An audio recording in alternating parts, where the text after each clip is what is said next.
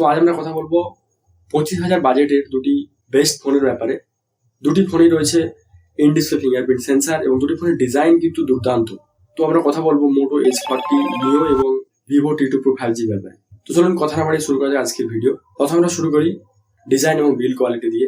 Vivo T2 Pro 5G তে রয়েছে একটা প্লাস্টিক ফ্রেম, সাথে রয়েছে একটা গ্লাস ব্যাক প্যানেল। অপরদিকে মোটো H40 নিওতে রয়েছে প্লাস্টিক ফ্রেম এবং প্লাস্টিক ব্যাক প্যানেল। যদিও মোটোর ফোনটাতে ব্যাক প্যানেলে ভেগান লেদার যুক্ত রয়েছে। মোটোর ফোনটা তিনটে কালারে অ্যাভেলেবেল, একটা ব্ল্যাক, একটা স্মুথিং সিয়া এবং অপরটি ক্যানেল বে। যাই হোক, আজকাল ফোনের নাম কিন্তু খুবই ডিফারেন্ট, ক্যানেল বে। অপরদিকে ভিভো T2 Pro 5G তে রয়েছে দুটো কালার অ্যাভেলেবেল, একটা মুন ব্ল্যাক এবং অপরটি ডুন গোল্ড। ওয়েটের কথা বলতে দুটো ফোনের ওয়েট অলমোস্ট একই রকম। মোটোর ফোনটা তুলনামূলক একটু কম ভারী, তার কারণে পিছনে প্লাস্টিক ফ্রেম এবং প্লাস্টিক বডির জন্য তুলনামূলক কম ভারী, এটা 172 গ্রামের মতো ওজন। অপরদিকে ভিভোর ফোনটাতে ওয়েট কিন্তু 175 গ্রাম। ভিভোর ব্যাক প্যানেলটা গ্লাস হওয়ার জন্য ওয়েটটা তুলনামূলক বেশি, যদিও ভিভোর ফোনটাতে কিন্তু ব্যাটারি কম রয়েছে, তাও ওয়েট সামান্য বেশি। এবার যদি আমরা ডিসপ্লে কথাতে আসি, মোটো ফোনটাতে রয়েছে 6.55 ইঞ্চি একটা ফুল HD প্লাস 140 হার্জ রিফ্রেশ যুক্ত একটা OLED ডিসপ্লে।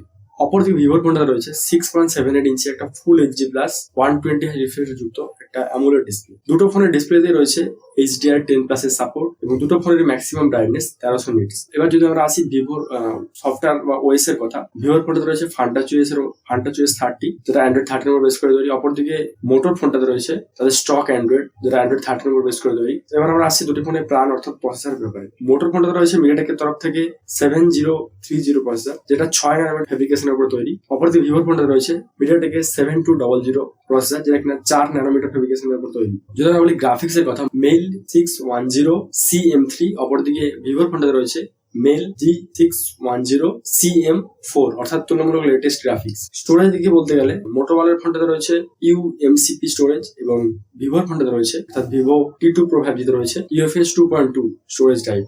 ব্লুটুথের দিক থেকে মোটোরোলার ফোনটাতে রয়েছে ব্লুটুথ 5.4 এর কানেক্টিভিটি, অপরদিকে ভিভোর ফোনটাতে রয়েছে ব্লুটুথ 5.3 এর কানেক্টিভিটি। এবার যদি আমরা বলি ভেরিয়েন্ট এবং প্রাইসের কথা, মোটোরোলার ফোনটাতে দুটো ভেরিয়েন্ট অ্যাভেলেবল, একটি 8/128 এবং অপরটি 12/256। এর 8GB 128GB ভেরিয়েন্টের দাম, এর 8/128GB যে ভেরিয়েন্ট এর দাম হচ্ছে 23,000 টাকা এবং অপরদিকে 12GB 256GB ভেরিয়েন্টের দাম 25,000 টাকা। এবার যদি আমরা আসি ভিভোর ব্যাপারে, ভিভোতে দুটো ভেরিয়েন্ট অ্যাভেলেবল, একটা 8/128 এবং একটা 8/256GB। 8/128GB ভেরিয়েন্টের দাম হচ্ছে 24,000 টাকা, 8GB 256GB ভেরিয়েন্ট এর দাম হচ্ছে 1,000 টাকা বেশি, অর্থাৎ 25,000 টাকা। ব্যাটারি কথা যদি বলতে হয়, মোটোরোলা ফোনতে রয়েছে একটা 5000 mAh ব্যাটারি, সাথে রয়েছে একটা 68 ওয়াটের ফাস্ট চার্জার। অপরদিকে ভিভো T2 Pro 5G তে রয়েছে একটা 4600 mAh ব্যাটারি, 66 ওয়াটের ফাস্ট চার্জার। এবার আমরা আসছি ক্যামেরার প্রসঙ্গে।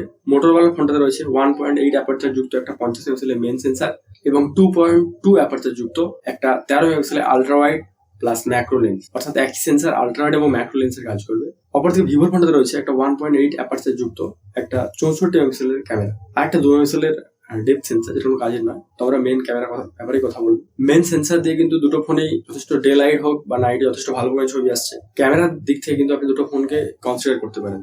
তবে ভিভোর এই ফোনটাতে আমার একটা কমপ্লেন, এটাতে ভিভোর তরফ থেকে আলট্রা ওয়াইড অ্যাঙ্গেল লেন্স দেওয়া উচিত ছিল। এই দিকটাতে কিন্তু ভিভো এই ফোনটাতে কস্ট কাটলমেন্ট করেছে। যদি আমরা বলি সেলফির কথা, মোটোর ফোনটাতে রয়েছে মোটো H40 নিও ফোনটাতে রয়েছে একটা 32 মেগাপিক্সেলের সেলফি ক্যামেরা। অপরদিকে ভিভোর ফোনটাতে রয়েছে একটা 16 মেগাপিক্সেলের সেলফি ক্যামেরা। সেলফি যদি বলতে হয়, রেজুলেশন দিক থেকে কিন্তু তুলনামূলকভাবে ডিটেলস বেশি আসছে মোটো H40 নিওতে। তো আপনারাও জানেন যে ভিভোর সেলফি কিন্তু খুব একটা খারাপ হয় না, সেক্ষেত্রে ভিভোরও দুটো ফোনের সেলফি কিন্তু অনেক বেটার পারফর্ম করছে। যদি আমরা বলি ভিডিওর কথা, দুটো ফোনের মেন ক্যামেরা দিয়ে কিন্তু maximum 4K 30fps video shoot করা যায়। তবে সেলফির ক্ষেত্রে Motorola 4K 30fps video shoot করা গেলেও ভিভোর ফোনটাতে কিন্তু ম্যাক্সিমাম 1080p 30fps ম্যাক্সিমাম সেলফিতে ভিডিও শুট করা যায়। তো আজকে এই অবধি। আপনার সঙ্গে দেখা হচ্ছে পরের কোনো ভিডিওতে। চ্যানেল নতুন হলে অবশ্যই সাবস্ক্রাইব করে রাখবেন। দেখা হচ্ছে আপনার সঙ্গে পরের ভিডিওতে।